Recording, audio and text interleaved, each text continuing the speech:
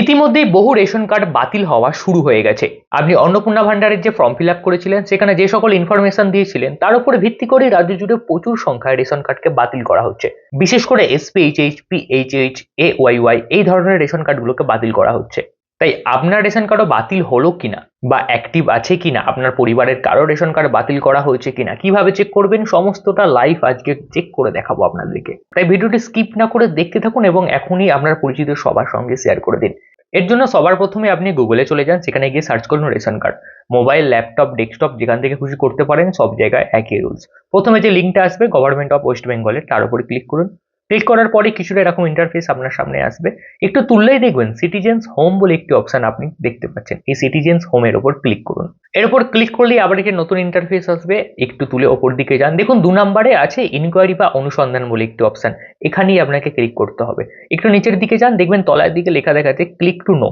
এই click to নোর উপর হাত দিন এবং আপনার সামনে আবার একটি নতুন ইনফরমেশন বা একটি নতুন ড্যাশবোর্ড চলে আসবে।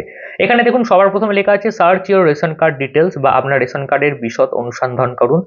এই যে নীল রঙের বক্সটা আছে, এই বক্সটার উপর আপনাকে ক্লিক করতে হবে। নিচের দিকে ক্লিক টু নো মোর হিসাবে যেটা লেখা আছে সেখানে গিয়ে আপনি ক্লিক করুন।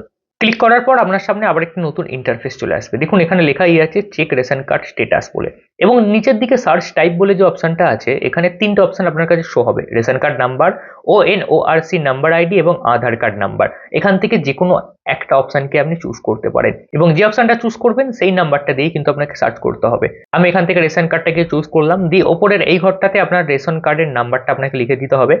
আপনি পরিবারের যে কোনো কারোর নাম্বার দিয়ে চেক করতে পারেন এবং নিচের দিকে যে ক্যাপচাটা লেখা আছে সেটাকে সেম টু সেম দেখে এখানে লিখে দিতে হবে। লিখে দেওয়ার পর সার্চ করলেই আপনার সামনে সেম পেজটাই আবার আসবে। তবে এখানে ঘাবড়ে যাওয়ার কোনো দরকার নেই। একটু স্ক্রোল করে ওপর দিকে তুলুন, দেখতে পাবেন এখানে প্রথমে লেখা দেখাচ্ছে স্ট্যাটাস অ্যাজ অন, অর্থাৎ আপনি যেদিন সার্চ করছেন সেই দিনের ডেটটা এবং যটার সময় সার্চ করছেন সেই টাইমটা এখানে লেখা দেখাবে এবং তার তলা থেকেই আপনার রেশন কার্ডের সমস্ত ডিটেলস লেখা দেখানো শুরু হয়ে যাবে। প্রথমেই দেখাবে আপনার কোন ক্যাটাগরি রেশন কার্ড, সেটা এসপিএইচএইচ হতে পারে, পিএইচএইচ হতে পারে, এওয়াইওয়াই হতে পারে বা অন্য কিছু। তো এখানে ক্যাটাগরি দেখিয়ে দেবে। তারপর রেশন কার্ড হোল্ডারের নাম, তার ফাদার্স বা হাজবেন্ডের নাম, এজ কত, জেন্ডার, অ্যাড্রেস, ডিলার্সের নাম, আধার নম্বর, মোবাইল নাম্বার, সমস্ত কিছু দেখিয়ে দেবে। এবং সবার লাস্টে দেখুন স্ট্যাটাস বলে একটি ঘর আছে।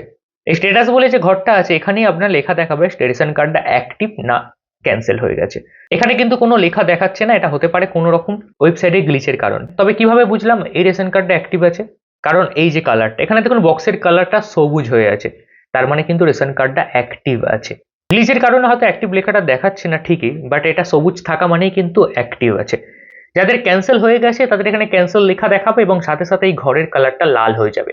আপনাদেরকে একটা আমি স্ক্রিনশট দেখাচ্ছি, দেখে নিন। ঠিক এরকম হয়তো ওয়েবসাইটের গ্লিচের কারণে আপনাকেও অ্যাক্টিভ বা ক্যান্সেল লেখাটা দেখাবে না, কিন্তু এই কালার দেখে আপনি বুঝতে পেরে যাবেন কি অবস্থায় আছে।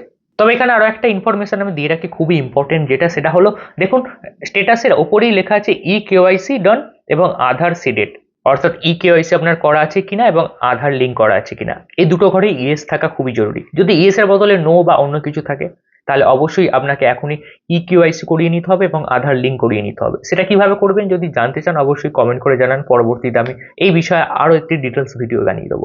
আজকের জন্য এতটাই। ভিডিওটি আবারও সবার সঙ্গে শেয়ার করে দিন, আর প্রতিনিয়ত এরকম ইনফরমেটিভ ভিডিও পেতে হলে আমাকে সাবস্ক্রাইব বা ফলো করে রাখুন।